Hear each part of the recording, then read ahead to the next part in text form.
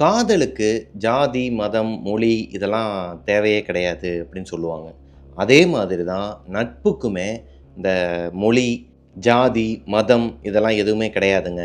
அப்படி பழகுற ஃப்ரெண்ட்ஷிப் இங்கே ஏராளம் பேர் இருக்கிறாங்க.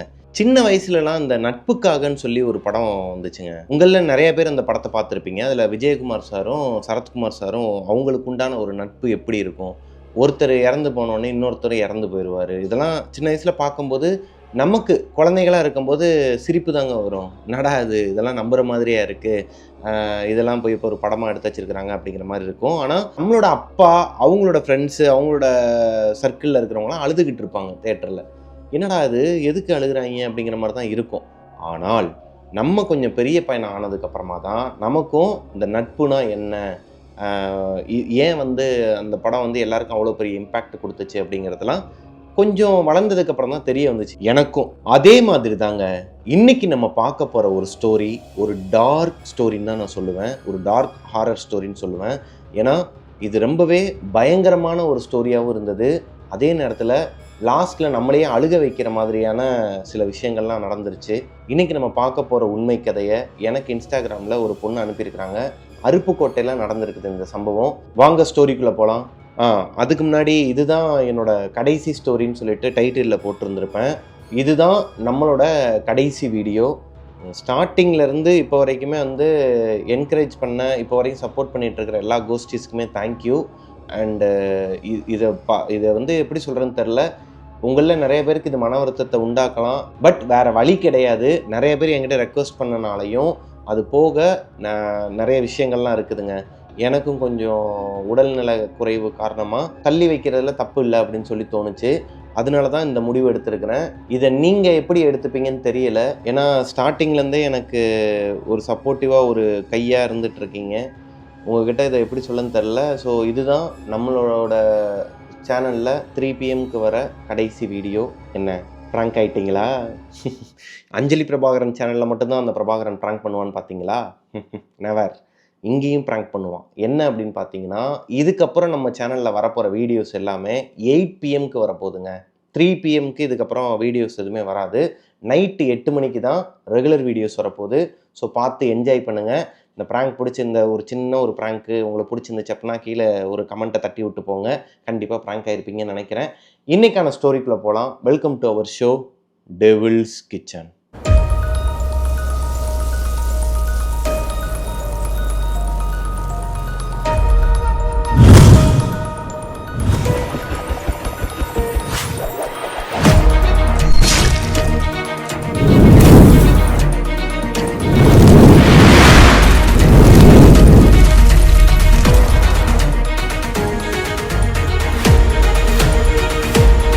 ஹலோ கோஸ்டிஸ், நான் உங்களோட பிரபாகரன். இன்னைக்கு நம்ம பார்க்க போகிற ஸ்டோரி நடந்த இடம் அருப்புக்கோட்டைங்க.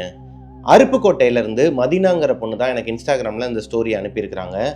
மதினாக்கு 5 வயசு இருக்கும்போது இந்த ஸ்டோரி நடந்திருக்குதுங்க. அவங்க எல்கேஜி போயிட்டு இருந்திருக்கிறாங்க. எல்கேஜி போயிட்டு இருந்த டைமில் நடந்தது எப்படி அவங்களுக்கு ஞாபகம் இருக்கும் ப்ரோ? எனக்கும் இந்த டவுட் இருந்துச்சு. பட் அவங்கக்கிட்ட கேட்டு கிளாரிஃபை பண்ணிக்கிட்டேன். அவங்க என்ன சொல்கிறாங்கன்னா, அவங்களுக்கு கொஞ்சம் ஞாபகம் இருக்குது அவங்க வீட்டில் என்ன நடந்துச்சு அப்படிங்கிறது. ஆனால் அவங்களோட அப்பாவும் அம்மாவும் பாட்டியும் தான் என்ன நடந்திருக்கு, என்ன நடந்துச்சு அப்படிங்கிறத டீட்டெயிலாக மதினா கிட்ட சொல்லியிருக்கிறாங்க. அந்த ஸ்டோரியை எனக்கு அனுப்புறதுக்கு முன்னாடி, அதாவது டெவில்ஸ் கிச்சன் சப்ஸ்கிரைபர் தான் அவங்களும் ஒரு கோஷ்டி தான். எனக்கு அனுப்புறதுக்கு முன்னாடி அவங்க அம்மா கிட்டேயும் பாட்டிக்கிட்டையும் உட்காந்து தெளிவாக கேட்டுட்டு மறுபடியும் எனக்கு அனுப்பியிருக்கிறாங்க வாய்ஸ் நோட்டில். அதை பற்றின ஒரு தொகுப்பை தான் இன்றைக்கி நம்ம பார்க்க போகிறோம். அருப்புக்கோட்டையில் மதினாவோட ஃபேமிலி ஒரு கூட்டு குடும்பங்க. இவங்களோட வீட்டில் மதினாவோட அப்பா, அம்மா, அவங்களோட தாத்தா, பாட்டி, அவங்களோட சித்தப்பா, இவங்க எல்லாருமே ஒரே வீட்டில் வாழ்ந்துக்கிட்டு வராங்க. மதினாவோட சித்தப்பா ஒரு கெமிக்கல் ஃபேக்ட்ரியில் வேலை பார்த்துட்டு இருக்கிறாருங்க. அவங்களோட ஊரில் இந்த தறிலாம் நெய்வாங்களாம். தறின்னு சொல்லுவாங்க. உங்களை எவ்வளோ பேர் தெரியுன்னு தெரியல, நான் அந்த ஃபோட்டோவே போடுறேன். இந்த கம்பெனியில் அவர் வேலை பார்த்துக்கிட்டு இருக்கிறாரு. இந்த கம்பெனியில் அவரோட வேலை என்ன அப்படின்னா, கெமிக்கல் இந்த கலர்லாம் சேர்க்குறாங்க இல்லையா, அதுக்கான கெமிக்கல்லாம் சேர்க்கறதுல ஒரு டிபார்ட்மெண்ட்டில் ஒரு மெயினான பதவியில் இருக்கிறாருங்க. வீட்டில் மதீனா தான் செல்ல பிள்ளையாங்க. ஏன்னா அவங்க சித்தப்பாவுக்கு இன்னுமே கல்யாணம் ஆகலை. குழந்தைன்னு பார்த்தீங்கன்னா அது மதீனா மட்டும்தான். அதனாலேயே மதீனாவுக்கு ரொம்பவே செல்லம் கொடுத்து வளர்ப்பாங்களாம். ரொம்ப அழுதுகிட்டு ஸ்கூலுக்கு போக மாட்டேன்னு சொன்னாங்கன்னா அன்னைக்கு ஸ்கூலுக்கு அனுப்ப மாட்டாங்களாம். அந்த மாதிரி பாசமாக வளர்த்துட்டு இருக்கிற ஒரு குழந்தை. அன்னைக்கு ஒரு நாள் நல்லா தூங்கிட்டு இருந்திருக்கிறாங்க மதீனா. காலையில் ஒரு 7 மணிலேருந்து 7:30 மணி இருக்குமாங்க. நல்லா தூங்கிட்டு இருக்கும்போது அவங்களோட சித்தப்பா வெளியே கிளம்பிட்டு இருக்கிறாரு. அவரோட கம்பெனிக்கு கிளம்பிட்டு இருக்கும்போது இவங்க நல்லா தூங்கிட்டு தான் இருந்திருக்கிறாங்க ஹாலில் படுத்து. திடீர்னு அவரோட காலை பிடிச்சிக்கிட்டு, தூக்கத்திலேயே காலை பிடிச்சிக்கிட்டு, போகாதீங்க சித்தப்பா. அவங்களோட சித்தப்பாவை செச்சான்னு தான் சொல்லுவாங்களாம். ஏன்னா இவங்க ஒரு முஸ்லீம் ஃபேமிலி. இவங்க அவங்களோட சித்தப்பா செச்சான்னு தான் சொல்லுவாங்களாம். செச்சா போகாதீங்க, செச்சா போகாதீங்க, ப்ளீஸ் ப்ளீஸ் சொல்லிட்டு அழுக ஆரம்பிச்சிருக்கிறாங்க. ரொம்ப அழுக ஆரம்பிச்சிருக்கிறாங்க. அவங்களோட அப்பா அம்மா 2 பேருமே கையை எடுத்து விடுறதுக்கு ட்ரை பண்ணியிருக்கிறாங்க. இந்த சின்ன குழந்தையோட கையை அவங்க செச்சாவோட காலில் இருந்து எடுக்க முடியலையாங்க. அவ்வளோ டைட்டாக பிடிச்சிட்டு இருந்திருக்குது இந்த குழந்தை. வீட்டில் இருக்கிறவங்களுக்குலாம் ஒன்றுமே புரியல. என்னடா அது, காலங்காத்தால அவன் வேலைக்கு போயிட்டு இருக்கிறான், வேலைக்கு போகிறவனோட காலை பிடிச்சி இந்த பிள்ளை இப்படி பண்ணிக்கிட்டு இருக்கே, இதெல்லாம் என்ன அபசகுணமாக இருக்கேன்னு சொல்லிட்டு ஒரு வழியாக கையை பிடிச்சி இழுத்துடுறாங்க. இந்த குழந்தையும் அவங்கள அறியாமலே அப்படியே படுத்து தூங்கிட்டாங்களாங்க. படுத்து தூங்க வச்சதுக்கு அப்புறமா அவங்களோட செச்சா வேலைக்கு போயிடுறாரு. இவங்க வீட்டில் எல்லாருமே அஸ் யூஸ்வல் என்ன பண்ணுவாங்களோ எல்லாமே பண்ணிட்டு இருக்கும்போது திடீர்னு மதீனா ஒரு மாதிரி பயந்து போய் எந்திரிச்சிருக்கிறாங்க.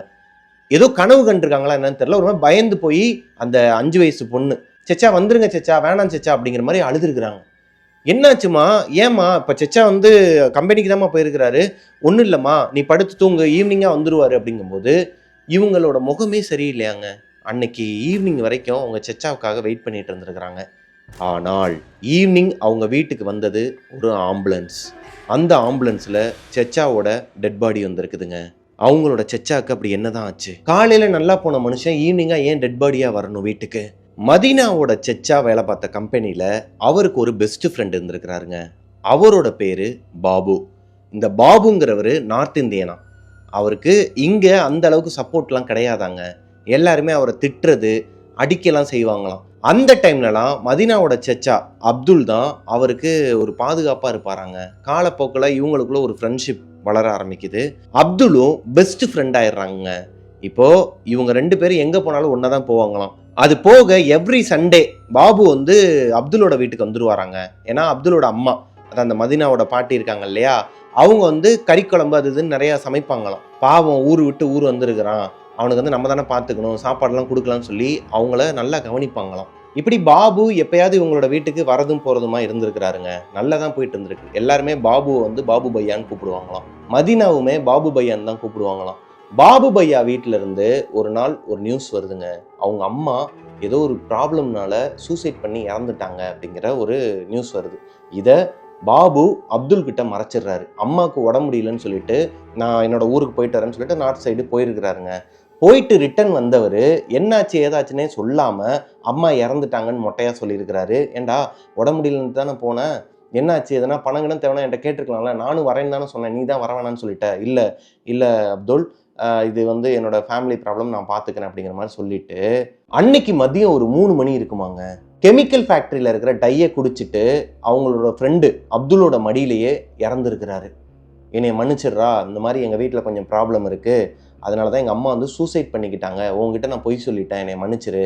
இவர் எவ்வளவோ காப்பாற்றுறதுக்கு ட்ரை பண்ணியிருக்கிறாருங்க பாபுவை. ஆனால் அவரோட உயிர் பிரிஞ்சிருது. பாபு பையா இறந்த அடுத்த 2 நாளில் இந்த அப்துல்லோட அம்மா இருக்காங்க இல்லையா, மதீனாவோட பாட்டி, அவங்க வீட்டில் கறிக்குழம்பு செஞ்சிட்டு இருந்திருக்கிறாங்க. அம்மா எனக்கும் கொஞ்சம் கொடுங்கம்மான்னு சொல்லிட்டு கிச்சனில் ஒரு சத்தம் கேட்டிருக்கு. பாபு பையாவோட வாய்ஸ்.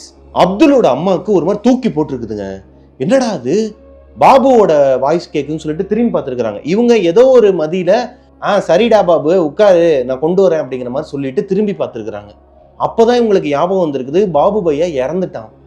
இறந்தவனோட வாய்ஸ் எப்படி வீட்டில் கேட்கும்? இவங்களுக்கு அன்னைக்கு முழுக்க ஒரு மாதிரி குளிர்ஜுரம் அடிச்சிருக்குதுங்க. ஆனால் அவங்களோட அம்மா வீட்டில் இருக்கிற யார்கிட்டையுமே இந்த விஷயத்த ஷேர் பண்ணலை. ஏன்னா பயந்துருவாங்க, இது வேற மாதிரி ஏதோ தப்பாக இருக்கேன்னு சொல்லிட்டு அவங்களுக்கு ஃபீல் ஆகிருக்குதுங்க. அதனால் தர்காவுக்கு போகலான்னு சொல்லிட்டு இருந்திருக்கிறாங்க. ஆனால் அன்னைக்கு நைட்டே மதீனாவோட அம்மா குடத்துல தண்ணி பிடிக்க போயிருக்கிறாங்க. அவங்க வீட்டுக்கு பின்னாடி தான் அந்த இடம் இருக்குமாங்க, அடிக்குழாயில். தண்ணி பிடிக்க போகும்போது இவங்களோட வீட்டுக்கு வெளியே அந்த கொல்லைப்புறத்தில் தான் எப்பயுமே பாபு பையா படுத்து தூங்குவாராம். அந்த பக்கத்தில் யாரோ ஒருத்தவங்க பாயை விரித்து படுத்து தூங்கிட்டு இருக்கிற மாதிரி ஒரு உருவத்தை மதினாவோட அம்மா பார்த்துருக்குறாங்க. அவங்களுக்கு ஒரு மாதிரி படபடன்னு வந்துருக்குதுங்க. ஏன்னா மோஸ்ட்லி யாருமே அந்த இடத்த யூஸ் பண்ண மாட்டாங்களாம். பாபு பையா இறந்ததுக்கு அப்புறமா சுத்தமாக யூஸ் பண்ணுறதே கிடையாது. இப்போ அந்த இடத்துல பாபு பையாவோட உருவத்தை தான் அவங்க அம்மா பார்த்துருந்துருக்குறாங்க. அவர் படுத்திருந்ததை கண்ணால் பார்த்தேன். முகமெல்லாம் ஒரு மாதிரி வேர்த்து கொட்டி அவங்களுக்குமே ஒரு மாதிரி குளிர்ஜுரம் வந்திருக்குதுங்க. இப்போ இவங்களோட வீட்டில் இந்த விஷயம் ஸ்ப்ரெட் ஆக ஆரம்பிக்குது.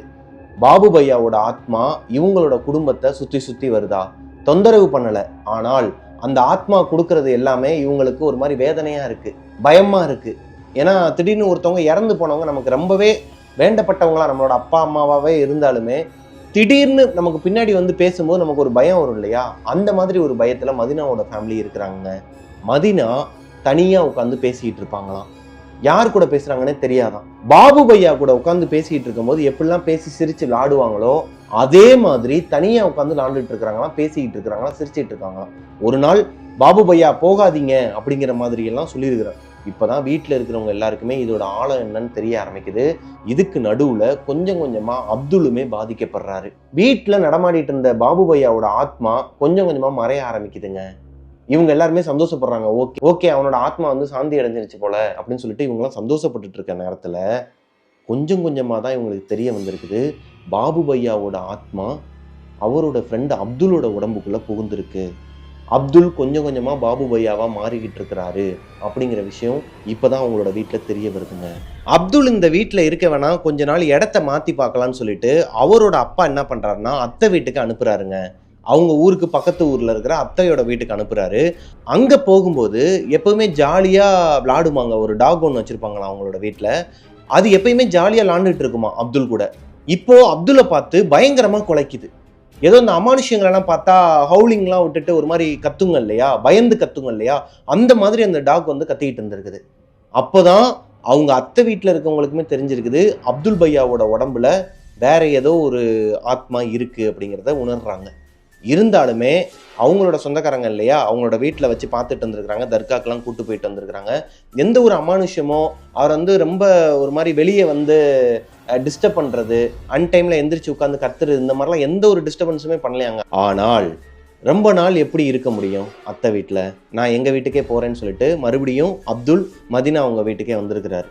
வந்ததுக்கப்புறமா ஒரு நாள் லெட்டர் எழுதி வச்சுட்டு அவருமே அந்த டையை குடிச்சிட்டு, அந்த பாய்சன் இருக்கு இல்லையா, அதை குடிச்சிட்டு அவரோட உயிரை விட்டுறாருங்க.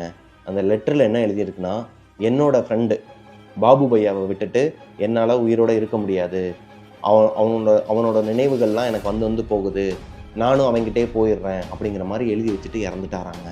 இப்போது அவர் இறந்ததுக்கப்புறமா அவரோட சமாதி இருக்கும் இல்லையா, அங்கே இவங்களோட அப்பா, அதாவது மதினாவோட தாத்தா, கறி குழம்பும் சப்பாத்தியும் எடுத்துகிட்டு போய் வைப்பாராங்க. எவ்ரி சண்டே எடுத்துகிட்டு போய் வைப்பாராம். அதை அப்துலும் பாபு பையாவும் வந்து சாப்பிட்றதா அவங்க தாத்தா சொல்லியிருக்கிறாரு. அது உண்மையாக பொய்யாங்கிறது மதினாவுக்கு தெரியாதான். ஆனால் அந்த சைடு போய் பார்ப்பாங்களாம். இவங்களோட வீட்டில் இருக்கிறவங்களாம் போய் பார்த்தாங்கன்னா அந்த இடத்துல சப்பாத்தியும் கறி குழம்பும் இருக்காதான். இது உண்மையாக பொய்யாங்கிறது எனக்கு தெரியாதுண்ணே, எங்கள் தாத்தா எங்கள் அப்பா அம்மாலாம் சொல்லுவாங்க என்கிட்ட அப்படிங்கிற மாதிரி சொன்னாங்க. இந்த ஸ்டோரி இதோட முடிஞ்சிருச்சுங்க. ஆக்சுவலாக இவங்களோட பேர் மதினா, அப்துல் இதெல்லாம் கற்பனை பெயர்கள் தான். அவங்க வந்து பேரை சொல்ல சொன்னாங்க, இருந்தாலுமே நான் சொல்லலை. ஏன்னா ஒரு சிலர் வந்து என்ன பண்ணுறாங்கன்னா, நீங்கள் சொல்லுங்கண்ணே எனக்கு ப்ராப்ளம் இல்லைன்னு சொல்லிடுறாங்க. நம்ம சொன்னதுக்கப்புறம் என்ன ஆகுதுன்னா, அண்ணா இல்லைண்ணே எங்கள் வீட்டில் வந்து இப்படி சொல்கிறாங்க, இந்த எங்கள் சொந்தக்காரங்க வந்து அப்படி சொல்கிறாங்க, கண்டுபிடிச்சிருவாங்க, நான் தான் தெரிஞ்சிடும், எடுத்துருங்க, வீடியோவே டெலிட் பண்ணிடுங்க அப்படிங்கிற மாதிரிலாம் சொல்கிறாங்க. அதனால நான் இதுக்கப்புறம் யாரோட பேரையுமே வந்து ஒரிஜினல் பேர் சொல்ல போகிறது கிடையாதுங்க.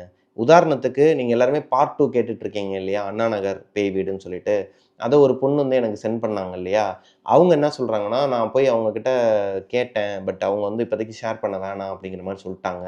நீங்கள் வந்து பார்ட் 2 வந்து போடாதீங்கண்ணே. அதுக்கு பார்ட் 2 அவங்க அனுப்பணும். அவங்க வந்து வாய்ஸ் மெசேஜே எனக்கு அனுப்பலை. அவங்க அங்கே என்ன நடந்துச்சுன்னு சொல்லி என்கிட்ட சொன்னால் தானே அதை நான் உங்ககிட்ட சொல்ல முடியும். அதனால் விளையாட்டாக நினைக்காதீங்க.